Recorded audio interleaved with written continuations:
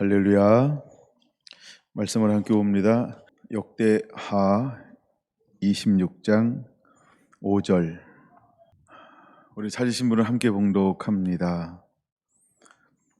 하나님의 묵시를 밝게 하는 스가랴가 사는 날에 하나님을 찾았고 그가 여호와를 찾을 동안에는 하나님이 형통하게 하셨더라. 아멘. 목마른 자들아 19번째. 오늘은 오시아의 목마름, 이런 제목으로 함께 은혜를 나누고자 합니다. 유다에는 20명의 왕이 있었어요. 그 중에서 개혁적인 왕이다라고 할 때 5명의 왕이 대표적으로 등장하기도 합니다. 그 사람 중에 한 사람이 바로 오시야 왕입니다. 오시야는 유다의 10번째 왕으로 등극을 합니다. 16살부터 그래서 52년 동안 통치를 하게 되어집니다. 그의 아버지 아마샤가 그의 아버지입니다. 25장에는 그를 소개할 때 이렇게 소개합니다. 25장 2절. 아마샤가 여호와께서 보시기에 정직하게 행하기는 하였으나 온전한 마음으로 행하지 아니하였더라. 왕들에 대해서 평가가 좋은 쪽으로는 두 가지가 있어요. 하나는 정직하게 행하였다 하면서 온전한 마음으로는 행하지 아니했다. 이런 두 가지 표현이 있어요.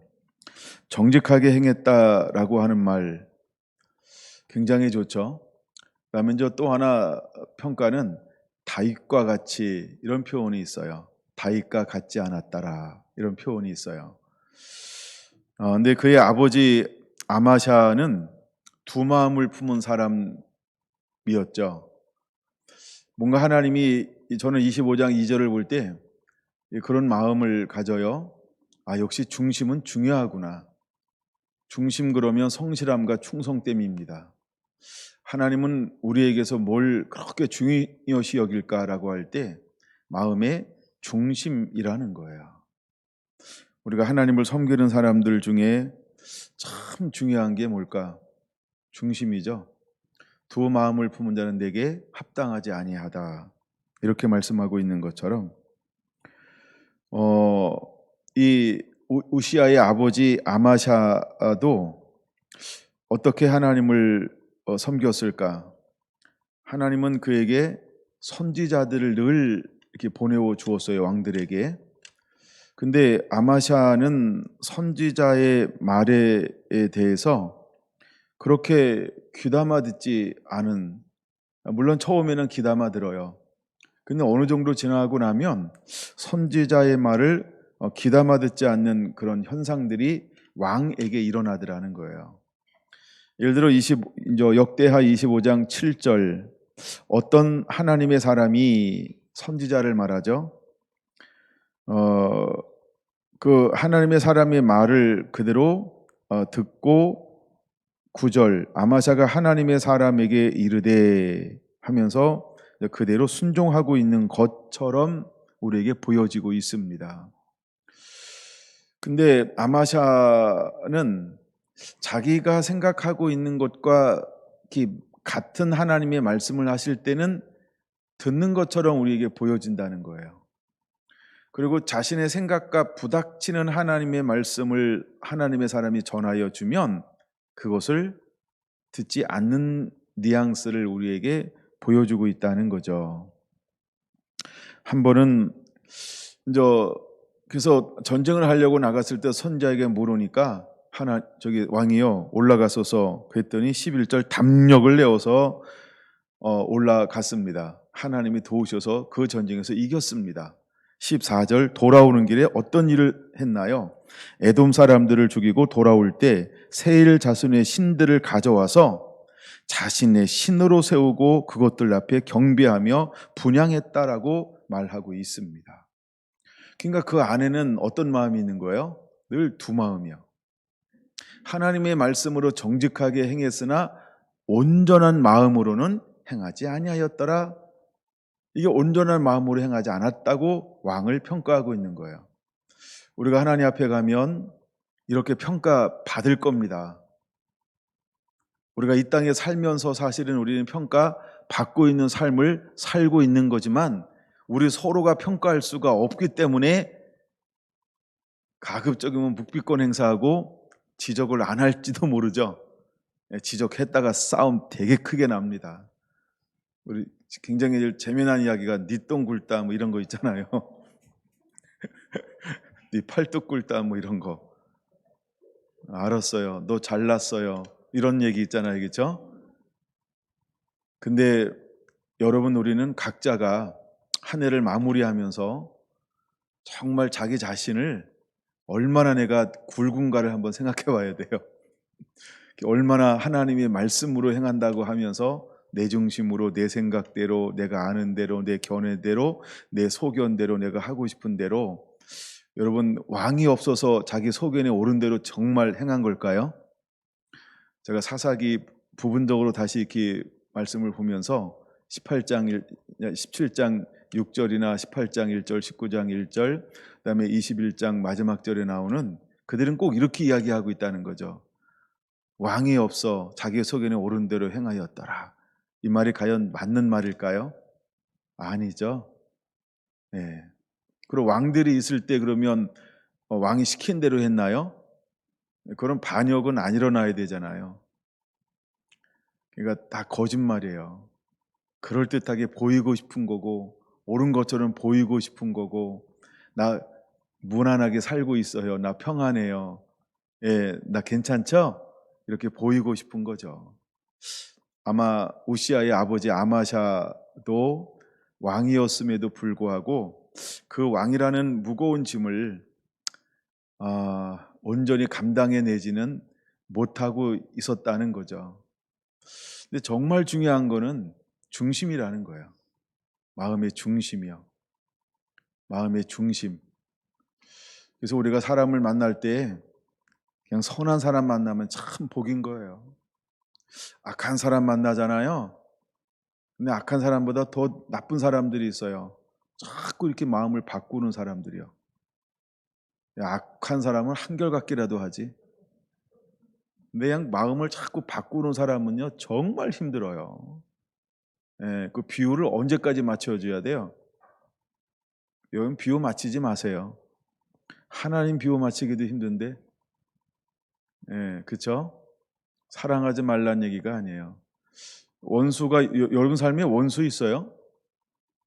원수를 사랑하지만 많은 인간들은 안 사랑할 인간도 좀 있어요. 원수 정도는 아니잖아요, 그렇죠? 한번 그런 묵상을 한번 해봤어요.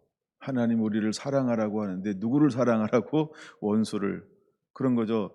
당신은 나의 원수가 아닙니다. 하여간 뭐 그런 생각을 한번 들 정도로, 참 힘든 사람은 어떤 사람이냐 하면 자꾸 마음이 왔다 갔다 하는 이런 사람들이 있어요. 그래서 제가 이제 한 해를 마무리하면서, 야, 그렇구나.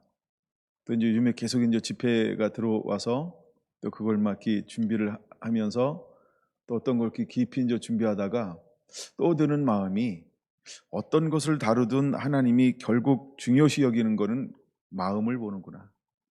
참 마음이 중요한 것 같아요. 올해 저희가 30주년이 되었어요. 제가 참 좋아서 쫓아다녔잖아요. 근데 살면서 어떤 삶을 살게 되냐 하면 싸우고 또 싸우고. 뭐해서 쫓아다녔다고요? 그죠, 좋아서 사랑해서. 근데 살다 보니까 뭐가 보여요? 나하고 다른 거예요. 나하고 다른 게 왜 이렇게 많아요? 근데 지금까지 살고 있는 거 보면 어떻게 하고 사는 거예요? 그러려니. 이건 이제 30년 지났으니까 하는 표현이고요. 아우, 한 달 딱 살군요. 이게 뭐야? 잘못된 만남, 잘못된 선택, 뭐 이런 것들도 막 하고 이런 여러 가지 과정을 거치면서 그렇게 하고 있는 거예요. 저 혼자 그랬을까요? 서로 비슷했겠죠. 예. 아마 치열하게 싸우면서 하나가 됐을 것 같아요. 그래도 안 도망가고 안 버려줘서 감사해요. 예. 이게 참 우리 마음이라고 하는 게 그래요. 그걸 묵상하면서 제가 생각나는 말씀이 하나 있었어요. 누구든지 나를 따르기를 원하면 자기를 부인하고, 그럼 주님도 누구를 책임져 줄 수 있다는 거예요. 자기를 부인해야 책임져 줄 수 있다는 거예요. 계속 자기 잘났고 자기 주장하고 자기 생각 있고 자기 고집 있고 자기 판단 있고 자꾸 자기께 있어. 아마샤가 그랬던 거죠. 그 왕이라는 그 중요한 자리에 있으면서 선지자들이 전해주는 하나님의 말씀을 늘 거부하는 거예요. 자기한테 유리하면 취하는 것처럼 보이고 조금만 불리하면 챙겨놨다가 그쵸, 자기가 하고 싶은 대로 행하고. 그랬더니 하나님이 15절에 어떤 반응을 보이시나요? 아마샤에게 진노해가지고 한 왕을 보냈어요. 그랬더니 16절 선지자가 아직 그에게 말을 할 때 말이 안 끝난 거잖아요. 하나님의 말씀이 왕이 그에게 이르되 우리가 너를 왕의 모사로 삼았느냐? 그치라, 입 닥쳐라, 이렇게 번역을 하는 거죠. 지금 하나님의 말씀이 안 끝났어요. 근데 왕이 선자를 향하여 뭐라고 말한다고요? 입 닥쳐, 그만해, 주둥이 놀리지 마, 마가리 닥쳐. 좀 세게 이야기하는 겁니다. 왕이 지금 하나님이 분노했는데 마치 자기가 하나님께 분노한 것처럼 이걸 적반하장이라고 그러나요? 못 묻은 개 이야기인가요? 여러분, 우리의 모습은 좀 어떨까요? 우리가 한 해를 뒤돌아보고 우리가 함께 살아왔던 인생들을 뒤돌아보면서 과연 나는 하나님 앞에 어떤 반응을 보일까? 여러분, 정말 교회 오면 도덕 시간 같은가요? 이렇게 하세요, 이렇게 하세요. 그러니까 우리가 도덕으로만 듣는다고 한다면 사실은 영의 귀로 듣는 건 아닙니다. 머리로 듣는 거죠. 그걸 우리는 인본주의라고 말합니다. 인본주의는 철저하게 세상의 학문이고 세상에서 온 거거든요. 거기는 하나님 것을 둘 수 있는 그 밭이 전혀 기용되어져 있지 않습니다. 그래서 우리는 종교 생활은 할 수 있지만 신앙 생활은 시작하지 않을 수도 있다는 겁니다. 왜 우리가 그렇게 말씀을 들음에도 불구하고 하나님이 기뻐하는 삶에 변화는 일어나지 않는 것일까? 우리가 믿음으로 행한다고 하면서도 계속해서 우리는 낭망하고 실망하고 절망하고 낙심하고, 왜 자꾸 이런 기운이 빠질까? 왜 그럴까요? 나는 믿음이라고 생각하는데 사실은 하나님께서 주신 말씀의 씨앗이 내 심령 가운데 심겨져서 그것이 자라나는 기쁨을 한 번도 누려본 적이 없기 때문이라는 사실을 내가 애써 인정하지 않으려고 하기 때문일지도 모릅니다.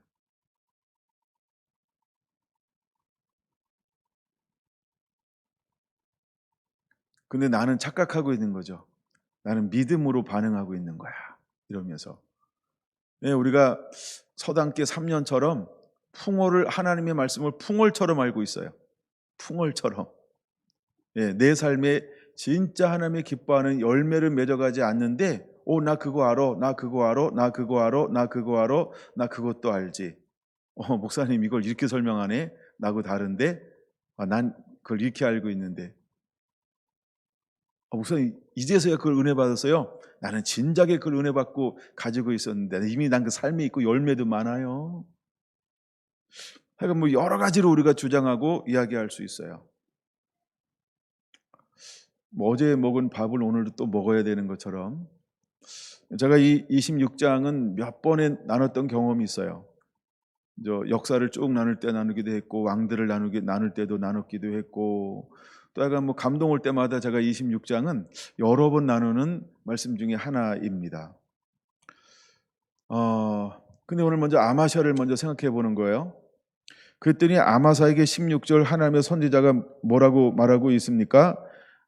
선지자가 그치며 이르되, 이거 선지자도 끝까지 외치는 거예요, 그렇죠? 닥쳐 임마 이랬는데도요, 선지자가 끝까지 외칩니다. 뭐라고 외치나요? 왕이 이 일을 행하고 나의 경고를 듣지 아니하니 하나님이 왕을 멸하기로 작정하신 줄 아노라 하였더라. 와우! 저는 이 16절 한 절만 딱 보면 하나님의 사람의 역할이 얼마나 중요한지 약간 이론적으로, 제가 목사님이니까 목사님 유리한 거 생각하는 거죠. 이렇게 할 정도로 한번 생각해 보고 싶은 말씀이 25장 16절이라는 거죠. 하나님의 사람을 경멸히 여겼을 때, 즉 하나님의 말씀을 경멸히 여겼을 때 그 사람은 어떤 대우를 받는가? 하나님이, 선지자는 대변인이잖아요. 자, 근데 하나님의 사람을 경멸히 여겼어요. 자, 하나님을 경멸히 여겼어요. 그랬더니 하나님이 그를 향하여 이미 어떻게 말씀하고 있다고요? 나도 너를 멸하기로 작정했다라고 이렇게 선포하고 있다는 거예요. 그랬더니 아마샤는 나중에 어떤 일을 당하고 있나요? 뭐 쭉 나옵니다만 20절 하나 더 볼까요? 아마샤가 듣지 아니하였으니 이는 하나님께로 말미암은 것이라. 이제는 듣는 귀가 완전히 닫혀버렸어요. 하나님께서 못 듣게 만들어요. 그리고 결국 그는 어떤 인생을 살게 되나요? 27절 같이 한번 볼까요? 아마샤가 돌아가서 여호와를 버린 후로부터 예루살렘에서 무리가 그를 반역하였으므로 그가 라기스로 도망하였더니 반역한 무리가 사람을 라기스로 따라 보내어 그를 거기서 죽이게 했다는 겁니다. 그가 하나님을 경멸히 여겼을 때 그가 왕이었음에도 불구하고 하나님이 그를 어떻게 했다? 그 나라에, 유다에 반역이 일어나게 만들어버려요. 그를 따르던 사람들이 갑자기 적을 향하여 칼을 들고 가다가 뒤돌아서서 나를 향하여 칼을 가지고 오고 있어요. 이런 일이 어떻게 일어나나요? 하나님이 허락하니까요. 하여간 이런 가정에서, 이런 환경에서 자라나고 있는 한 사람이 누구였다? 우시아요. 이런 환경에서 자라나고 있는 사람이 우시아였다는 거예요. 우시아가 왕위를 올라가는데 몇 살에 올라간다고요? 16살. 내가 이번에 게임하면서 알게 된 건데 하윤이가 이제 다 컸더라고요. 우리 중에 게임이 최고 잘하더라고요. 센스가 정말 갑이었어요. 앞으로는 저는 하윤이 팀 먹으려고 기도해야 될 것 같습니다. 전에는 모하니 팀 먹으려고 막 기도했거든요. 잠깐 우리가 교제하다가 그런 얘기를 했어요. 집사님들 중에는 우리 회장님 팀 먹어야 된다. 양집사님 팀 먹어야 된다. 막 열정도 있잖아요. 막 이명수 집사님 팀 먹어야 된다. 막 열정이 막 없어가지고요. 근데 이제는 하윤이 팀 먹어야 돼요. 1년 동안 기도를 하셔서. 자, 16살이라는 얘기는 뭐냐 하면 장성했다라는 겁니다. 자, 이 말은 그러면 아빠 아마샤가 어떤 삶을 살고 어떻게 행동했는지를 아들은 보았을까요? 못 보았을까요? 보고 자라났을까요? 완전히 가려져서 딴 데서 별궁에서 자라나서 몰랐을까요? 다 보고 자라나는 거죠. 그렇죠? 그래서 우시아는 그 어릴 때 어떤 마음을 먹게 될까요? 4절 이렇게 말합니다. 우시아가 그의 아버지 아마샤의 모든 행위대로 여호와 보시기에 정직히 행하며, 이렇게 말합니다. 여기 이제 좋은 면을 먼저 부각시킨 거죠. 아마샤가 정말 정직했어요? 정직한 것도 있는데 마음이 온전치 못해서 나중에는 결국 하나님을 버리고 배반하여 죽임을 당하잖아요. 근데 그의 아버지를 향하여 평가할 때 어떻게 평가하냐 하면 여호와 보시기에 정직히 행하여, 이렇게 평가하고 있는 거예요. 그래서 우시아가 어떻게 뭘 보고 이어받았다고요? 그쵸? 우시야도 아버지 아마샤처럼 여호와 보시기에 정직히 행하였더라 이렇게 말하고 있다는 거예요. 그런데 이제 아마샤하고 우시야하고 차이점이 하나 있어요. 우시야 아버지는 자기가 옳다고 생각할 때는 하나님의 말씀을 들었어요. 선지자들의 말을. 근데 우시야는 그 옆에 교사로, 책사로, 자기를 돕는 자로 아예 누구를 멘토로 모시고 있었나요? 스가랴라고 하는 묵시의 사람, 계시의 사람, 하나님의 선지자, 말씀의 사람을 옆에 책사처럼 두고 있었다는 거예요. 멘토로 그를 두고 있었다는 거예요. 오늘 그래서 본문이 5절인데요.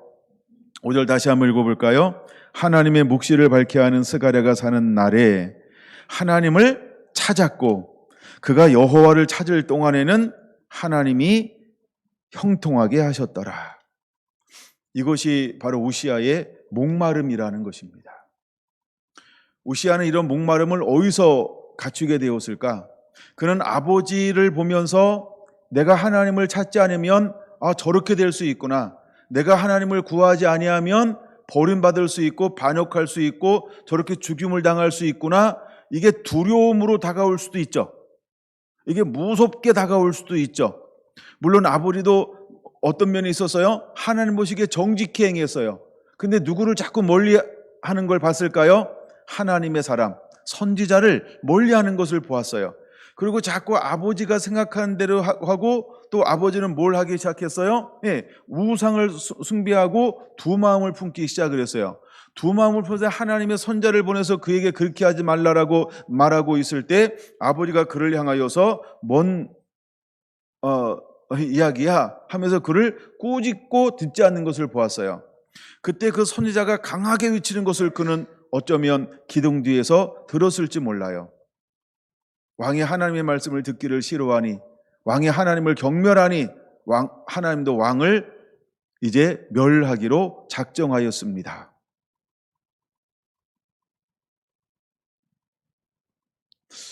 여러분, 우리가 무엇을 보고 자라나느냐라고 하는 것은 내 삶에 영향을 준다는 겁니다. 제가 목회를 하면서 난 이런 목회를 해야지라고 꿈꿔왔던 것은 전부 제가 어릴 때, 청년 때, 그 다음에 교육전산 때 교회 생활하면서 본 거예요. 난 저렇게 하지 말아야지. 난 저렇게 해야지. 난 저걸 하지 말아야지. 난 이렇게 해야지. 거기서 꿈을 키운 거예요. 제가 보고 경험하고 들은 걸 가지고 꿈을 키운 거예요. 저런 걸 하면 안 돼. 저렇게 하면 안 돼. 저런 걸 방임하면 안 돼. 저런 걸 허용하면 안 돼. 거기서 배운 거예요. 그러나 그때는 배우는 학생이었고 청년이었고 교육전사였고 심호전도사였기 때문에 제가 뭘 할 수 있는 힘이 있어요? 없어요? 없어요. 물론 내가 맡은 기관에서는 허락을 맡고 그걸 열심히 했어요. 그러나 또 제자가 오면 순종해야 되잖아요. 그렇죠? 왜 내 목회가 아니고 목사님 목회를 돕는 자니까. 그래서 그렇게 했단 말이에요. 그건 잘하고 못하는 게 없어요. 무조건 담임 목사님 마음에 맞아야 되기 때문에 해가 열심히 목사님 맞춰서 그 철학에 맞춰서 목회관에 맞춰서 또 위임하는 거에 맞춰서 그냥 허용하는 걸 하는 거예요. 그러면서 거기서 키운 거예요. 내가 되면 난 이렇게 해야지. 이렇게 해야지. 그래서 저는 좋은 영향도 많이 받았고 그 다음에 자라나면서 이거는 난 하지 않아야 되겠다 한 거를 안 하려고 무지 발버둥 치면서 목회하고 있는 거예요. 그런 거 하는 거예요. 여러분 예를 들어 저에게 딱 오면 성산절인데 트리를 안 만들겠죠? 왜 안 만들까요? 트리는 어디서 온 거야? 그래?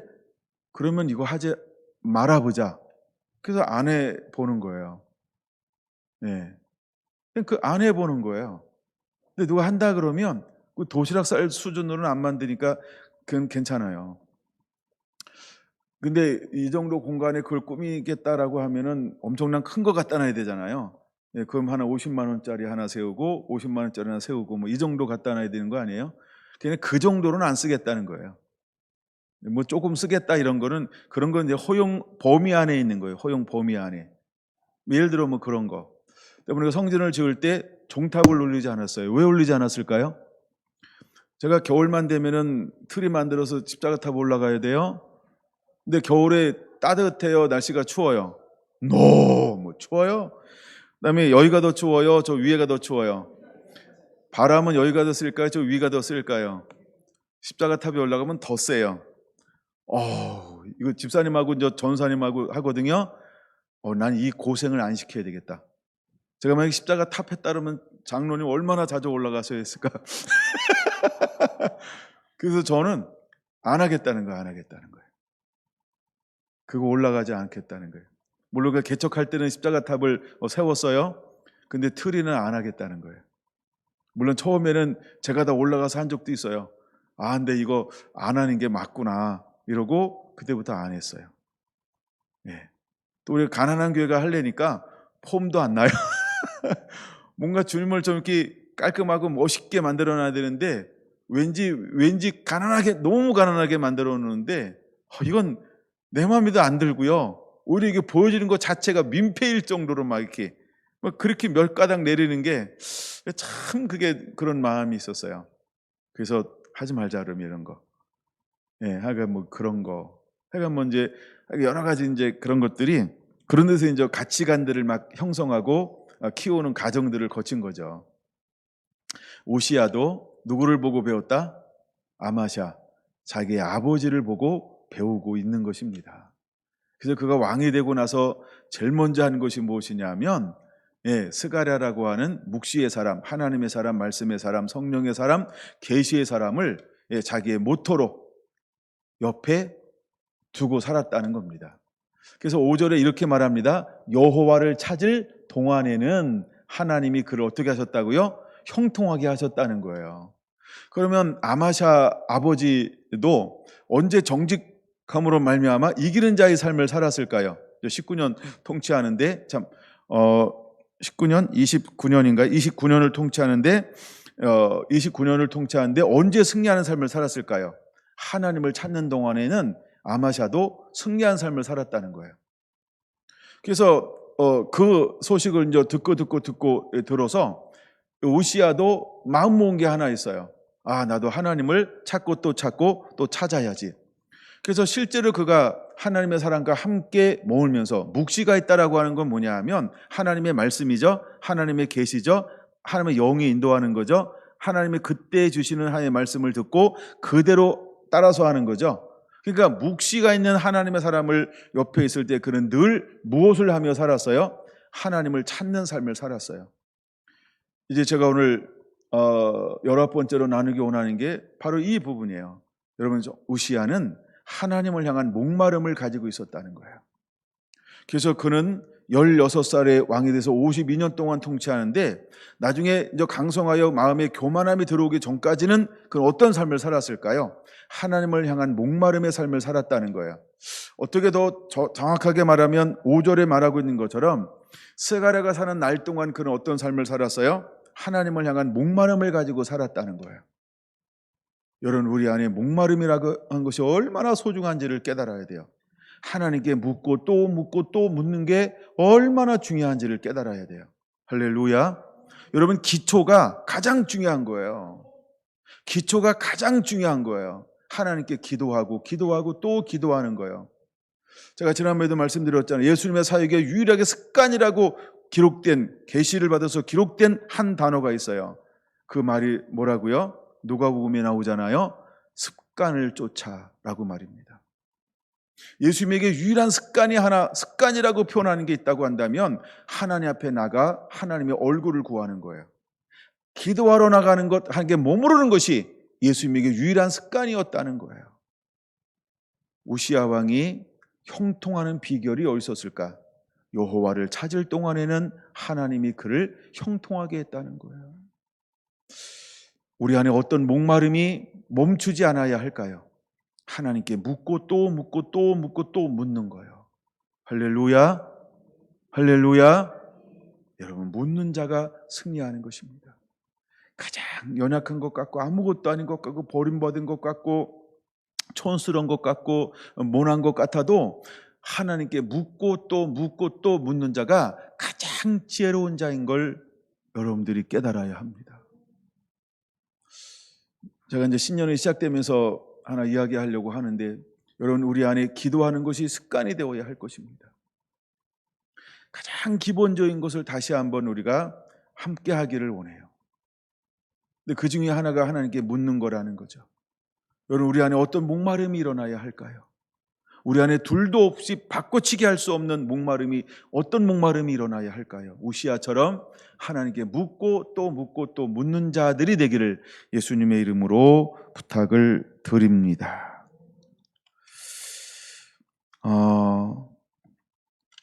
하나님을 찾을 때 하나님이 그를 어떻게 축복해 주었을까? 8절 보니까 주변의 나라를 정복하면서 영토를 확장하는 것이 기록되어져 있어요. 9절에 보니까 예루살렘 성벽을 더욱더 견고하게 세우기 시작했어요. 세 번째 10절에 보니까 가축을 기르고 농토 개량을 하면서 생산량의 증가를 가져오는 놀라운 축복을 하나님이 허락해 주었어요.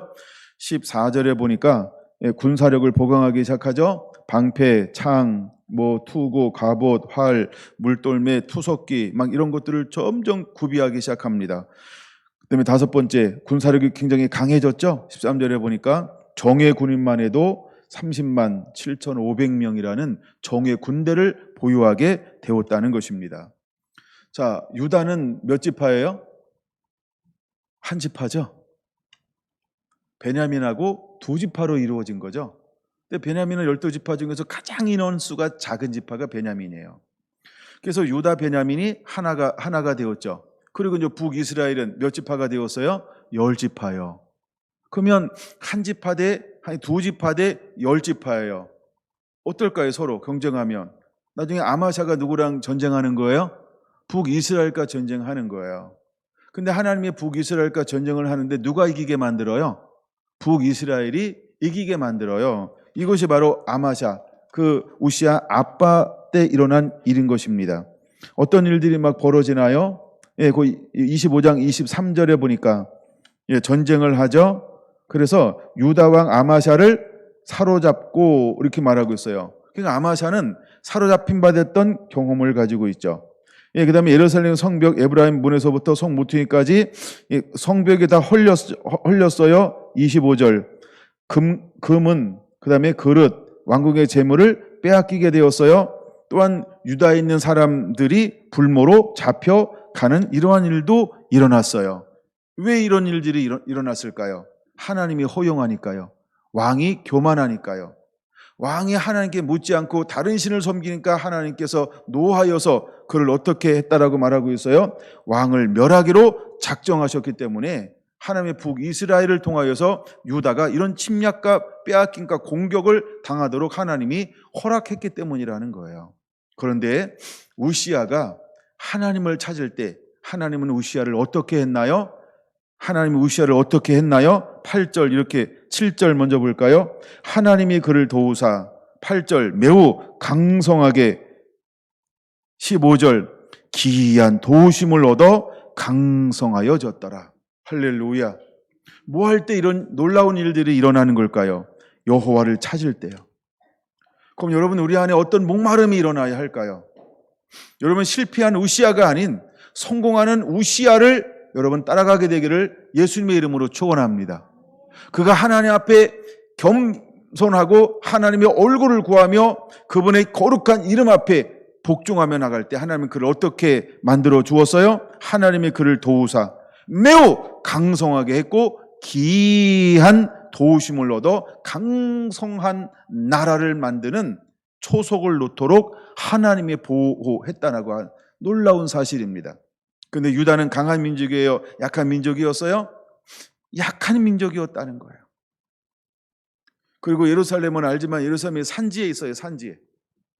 유다가 있는 땅, 유다 지파가 있는 땅은 어떤 땅일까요? 그래서 그가 이제 하나님이 도우심을 통하여서 그가 하는 여러 가지 개혁적인 것들이 있습니다. 근데 우시아는 하나님의 놀라운 은혜를 주어서 그런 행정가였고 그런 건축가였고 그런 군사 전략가다운 하나님의 지혜를 우시아 왕에게 하나님이 허락해 주었다는 것입니다. 그래서 이제 땅을 찾으면서 조공을 주던 지파에서 이제는 무엇을 받는 지파로 바뀌어버렸어요? 조공을 주는 지파에서 조공을 받는 지파로 변화가 일어났어요. 여러분 그것이 기록되어져 있죠? 그래서 그런 8절 조공을 주다가 조공을 이제는 받는 그런 민족으로 변화가 일어나기 시작했다라고 하는 겁니다. 10절에 보니까 그는 이제 그 농사의 개혁을 일으키는데 어떤 개혁을 일으키나요? 물 웅덩이를 많이 파고라고 말합니다. 여기는 석회암으로 이루어졌어요. 석회암이라고 하는 것은 하늘에서 비가 오면 흡수하는 돌인가요? 흘려보내는 돌인가요? 흘려보내는 돌입니다. 그래서 그가 하는 전략 중에 하나가 뭐냐 하면 석회암을 그냥 파는 거예요. 그럼 비가 와요. 그러면 이것이 비가 오면 모아질까요? 땅속으로 스며들까요? 모아지는 물이 되는 거예요. 제가 실제로 이스라엘 갔을 때 이런 구덩이를 많이 봤어요. 여러분들로 가면 보게 될 겁니다. 그래서 이것이 바로 우시아가 했던 농업 개혁 중에 하나인 거죠. 그러니까 물이 부족하니까 수많은 웅덩이를 판 거예요. 수많은 웅덩이를 팠어요. 그래서 그것을 비가 오지 않을 때 그 물웅덩이를 뭘로 썼을까요? 저수지로, 수원지로, 물 공급원으로 이것을 사용하기 시작한 거예요. 물이 있으면 뭐가 좋아질까요? 물론 식수도 공급받을 수 있고 농업용소도 공급받을 수 있고, 그러니까 물이 풍부하니까 농사하기에 얼마나 풍성한 농사를 짓는 놀라운 하나님의 축복을 누렸다라고 하는 거예요. 뭐 할 때? 하나님의 얼굴을 구할 때, 하나님을 찾고 또 찾을 때, 여호와께 묻고 또 물을 때 하나님께 놀라운 축복을 주었다는 거예요. 근데 성경은 우시아가 무엇을 좋아했다라고 표현하고 있냐 하면 농사를 좋아함이라라고 표현하고 있는 것을 볼 수 있어요. 농사를 좋아함이니라. 그 좋아하는 일을 통해서 결국 누구를 잘 살게 만들었을까요? 그렇죠. 백성들을 평강한 나라로, 부강한 나라로 만들었다라고 하는 것입니다. 뭐 할 때 하나님께서 이런 은총을 부어주었을까요? 하나님을 찾을 때요. 여러분, 우리 안에 어떤 목마름이 있어야 할까요? 우리 안에 어떤 목마름이 일어나야 할까요? 여러분, 내 방법, 내 제조, 내 힘으로 하는 거 아니에요. 우리가 가장 미련한 것처럼 보이는 것처럼 보일지 몰라도 하나님의 얼굴을 구하는 거예요. 하나님을 의지하는 거예요. 말씀을 그대로 실천하는 거예요. 그럴 때 하나님께서 그 삶 가운데 역사하시는 것입니다. 여러분, 우시아는요, 하나님의 사람이 함께 할 때 뭘 하지 않았을까요? 머리 쓰지 않았다는 거예요. 자기 소견에 옳은 대로 행동하지 않았어요. 근데 그의 아버지는 어떻게 행동했다고요? 자꾸 자기 생각, 자기 판단, 여기에 옳은 대로 행동하는 거예요. 하나님의 사람들이 뭐라고 이야기해? 그러면 맞으면 그대로 하고요, 자기 생각과 틀리면 하나님의 사람의 말씀을 내려놓고 자기 생각으로 나아갔어요. 그랬더니 결국 그 인생은 어떤 인생을 살았을까요? 반역하는 인생, 하나님이 분노하는 인생, 하나님을 격렬히 하는 인생으로 결론이 났다는 거예요. 여러분, 우리가 어떤 인생을 살아야 할까요? 우리가 어떤 것을 결정해야 할까요? 우리가 수없이 우리는 사실은 선택하는 삶을 살고 있지 않나요? 매일매일 선택할 때 우리가 어떻게 선택을 하실 건가요? 여러분, 그냥 물으세요. 묻고 행동하는 거예요. 묻고 행동하는 거예요. 때로 그 물을 때 우리가 이럴 수 있어요. 마음이 온전하지 않으면 굉장히 이기적으로 판단할 수 있어요. 그렇죠? 물론 마음이 옳아도 이기적일 수 있어요. 근데 중요한 동기가 중요한 게 뭐냐 하면 내가 하나님을 신뢰하냐는 거예요. 그래서 내 생각을 다 내려놓는 거예요. 사실 누가 뭐라고 딱 이야기할 때 일주일 기도하고 대답할 것은 인생 가운데 몇 번 있었나요? 사실 처음에 딱 들을 때 거의 답 오지 않나요? 안 와요? 안 오는 분은 되게 이상한 분입니다. 저는 은혜가 없을 때도 뭘 얘기 딱 들었을 때 바로 웬만한 거 바로 판단되더라고요. 나는 지구에서 왔나요? 생각이 다르게. 네. 내가 일주일 동안 기도한다라고 하는 건 사실 뭘 하겠다는 거예요? 씨름할게요. 나 안 하고 싶은데 순종해야 될 것 같아요. 순종하기 위해서 내가 씨름할게요. 좋은 쪽을 얘기한 겁니다. 근데 많은 사람들은 나 일주일 기도해보고 결정할게 이렇게 이야기를 합니다. 왜 기도한다는 거예요? 정직하시기 바랍니다. 그렇죠? 예, 정직하시기 바랍니다. 사단이 그렇게 만만한 놈이라고 생각하세요? 사단이 우리에게 제일 많이 가져다 주는 게 뭐죠? 공장이에요, 공장. 무슨 공장이요? 욕심이요. 우리가 오래도록 시간을 끌고 머뭇머뭇거리는 이유는 욕심이 가장 많은 부분을 차지할 거예요. 예, 욕심이요. 내가 하고 싶은 거 있는데, 자기가 하고 싶은 게 있는 게 자기 게 있는 거예요, 자기 거. 그래서 저는 신앙 고백이 뭐라고 예수님 말씀하셨어요? 자기를 부인하는 거라 그랬어요. 갈라디아서 2장 20절 아주 웬만하면 다 암송하지 않나요? 그렇죠? 자기가 죽어지는 거예요. 사도 바울은 날마다 죽노라라고 고백하고 있는 거예요. 여러분, 구약에 하나님께서 쓰시는 많은 사람들도 그 삶의 삶으로 뭘 고백하고 있을까요? 날마다 죽노라. 아브라함이 갈 바를 알지 못하고 나갔다. 이게 뭘까요? 자기 죽음 아닌가요? 이삭을 드려라. 이게 뭘까요? 그렇죠? 자기 죽음 아닌가요? 내 거 아무것도 다 버리고 주를 쫓았습니다. 수많은 믿음의 사람들은 하나같이 자기가 없는 사람들이라는 거예요. 예수님도 말씀하셨잖아요. 죽고자 하는 자는 살 것이요. 근데 살고자 하니까, 살고자 한다, 이게 뭐예요? 내게 있다는 거예요. 그러니까 하나님을 첫 자리에 놓을 수 없어요. 그래서 마음이 나눠질 수밖에 없는 거예요. 여러분, 우리 안에 우시아와 같은 이런 목마름이 일어나게 되기를 원합니다. 묵시를 하는 스가랴가 사는 날 동안 하나님을 찾았고, 하나님을 찾는 동안 하나님께서 그를 형통하게 하셨더라. 그럼 우리는 배워야 하는 것입니다.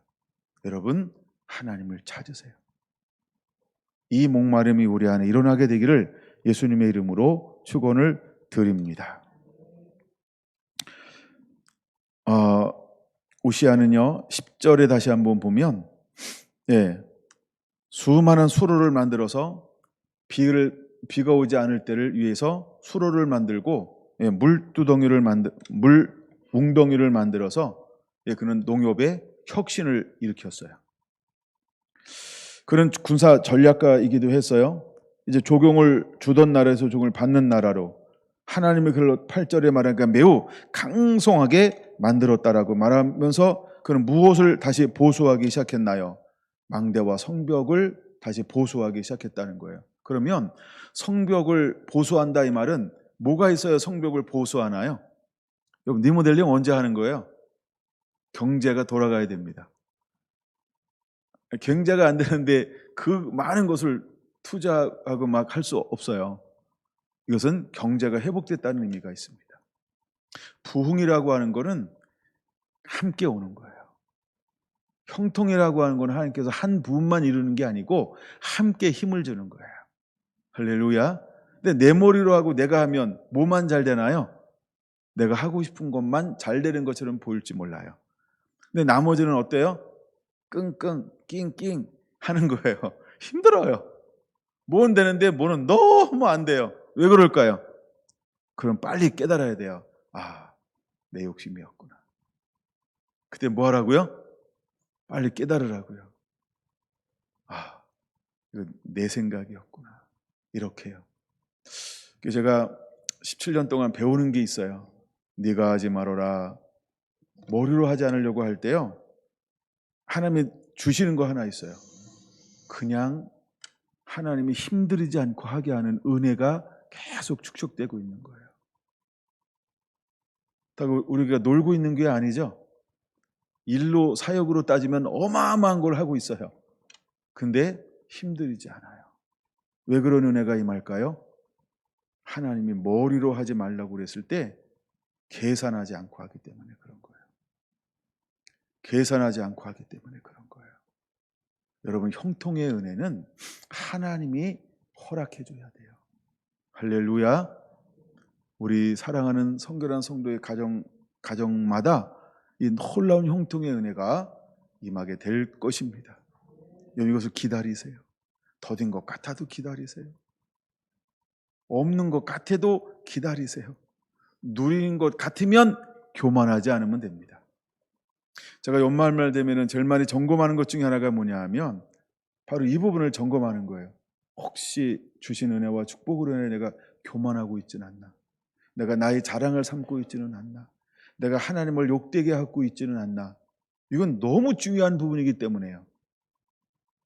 만약에 내가 하나님 앞에 잘못 살아왔다, 잘못 사용하고 있다, 잘못 한다라고 하면, 교만이 오면 이 복은 계속해서 20년 동안 진행될 수가 없는 부분이에요. 특별히 하나님이 성결한 교회에 재정의 기름 부음을 부어주었어요. 이게 20년 동안 멈추지 않고 끊임없이 하나님께서 공급해주고 있어요. 그럼 생각해 보세요. 만약에 김경수 목사가 교만했다, 그러면 어떻게 됐을까요? 하나님은 신실하신 하나님이죠. 믿습니까? 근데 하나님께서 20년 동안 이 복을 계속 까불고 있는데 줄까요? 그러면 사단이 박수를 칠 겁니다. 그렇죠? 우리가 잘못하고 있는데 지금까지 잘 되고 있다? 그럼 사단이 뭐 할 거라고요? 사단이 박수를 칠 거예요. 욥을 공격할 때 사단이 들이댄 이유가 뭐죠? 하나님의 산 울로 그를 돌려 동방의 최고의 부유한 자가 만들었는데, 아이, 하나님을 안 섬길 이유가 어디 있습니까? 부족한 게 없는데. 그렇죠? 사단은 꼭 그렇게 공격합니다. 근데 20년 동안 하나님이 계속해서 이런 복을 주신다. 그래서 저는 늘 연말을 되면 점검하는 게 있어요. 두렵고 떨림이에요. 내가 하나님 앞에 바르게 흘려보내고 바르게 사용하고 있고 내가 바르게 하고 있는가? 혹시 내가 여러분들을 등쳐먹고 있지는 않는가? 나는 여러분들을 빼앗는 사꾼은 아닌가? 여러분, 내 입장에서 이건 굉장히 두려운 거예요. 굉장히 두려운 거예요. 왜냐하면 우리가 화인 말여서 모를 수도 있기 때문에 그래요. 우리가 감각이 무뎌져서 내가 교만하는 것을 모를 수도 있기 때문에 그런 거예요. 여러분, 이 16절이 그냥 오는 말이 아니에요. 강성하여짐에 그의 마음이 교만하여 악을 행하여 라고 말하고 있는 거예요. 강성하여지기 전에 그는 어떤 사람이었다고요? 목마른 사람이었다는 거예요. 목마른 사람이었다는 거예요. 근데 계속해서 강성해지면 그가 몇 년 통치했다고요? 52년이요. 제가 아무리 찾아도 이걸 내가 정확하게 찾을 수 있는 근거가 없어서 연도를 대지 못하는 거예요. 그럼 도대체 이 강성하여짐에 교만해진 게 몇 년 교만해졌냐 이거죠. 여러분, 그는 40년 이상 어떤 삶을 살았을까요? 강성함을 누렸다는 거예요. 근데 그러던 어느 날 그에게 찾아온 게 뭐예요? 교만함이 찾아왔어요. 그럼 보세요. 교만함은 언제 찾아왔나요? 그 5절에 답이 있잖아요. 교만함이 언제 찾아왔나요? 하나님의 묵시를 밝히 하는 스가랴가 있는 동안 하나님을 찾았다는 거예요. 그러니까 그 옆에 뭘 모시고 있지 않았어요? 멘토를 모시고 있지 않았어요? 하나님의 사람을 모시고 있지 않았어요? 그는 하나님께 기도하는 것을 멈췄다는 것입니다. 하나님을 찾는 것을 멈췄다는 것입니다. 하나님을 구하지 않을 때 그에게 무엇이 찾아왔을까요? 사단은 호시탐탐 우리를 무너뜨리기 위해서 지켜보고 있다는 거예요. 그러면 우리는 내 마음대로, 내 멋대로, 내 생각대로 하면 안 된다는 거예요. 많은 사람들의 기도가 자기를 위한 기도가 사실 더 많잖아요. 나의 평안, 내 문제가 해결되면 다 해결된 것처럼 여겨지잖아요. 통일이 안 돼도. 네? 근데 하나님은 우리보다 더 큰 비전을 가지고 있다는 걸 우리가 기억해야 돼요. 그래서 나에게 다가오는 모든 것들은 감사이어야 한다는 거예요. 감사이어야 한다는 거예요. 여러분, 우리가 우시아가 그랬더니 목마름이 우리 안에 그대로 일어나게 되기를 원합니다. 예. 그래서 하나님은 우시아에게 무엇을 주었을까?